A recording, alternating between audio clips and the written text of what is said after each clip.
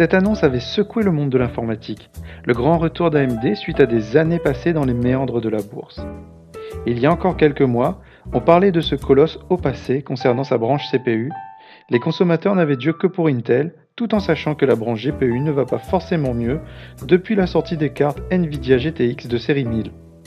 Mais voilà, un certain 22 février 2017, l'annonce du CPU Ryzen change la donne lors d'une conférence où l'on voit Lisa Su, l'actuel PDG, brandir fièrement la bestiole et afficher des scores de benchmark assez bluffants.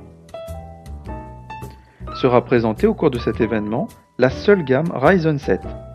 Sur papier, le CPU Ryzen 7 a tout pour lui, 2 fois moins cher que son concurrent lors de sa sortie, le i7 6900K, qui, rappelons-le, est commercialisé sur le secteur pro et non mainstream. Le Ryzen 7 est affiché à 500$ contre 1000 pour le i7.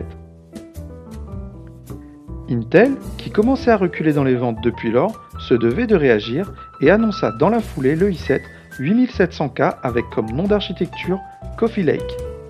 Prévu pour les desktops, notre gamme mobile est toujours à l'écart jusqu'à présent, et Intel annonce doubler le nombre de corps prévus pour la gamme low voltage de cette 8e génération, ce qui depuis l'annonce fait déjà beaucoup de bruit dans la communauté.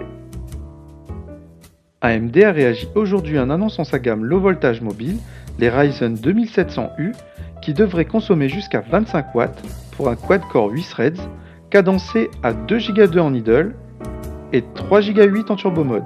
Pas mal non? Et vous, plutôt AMD ou Intel?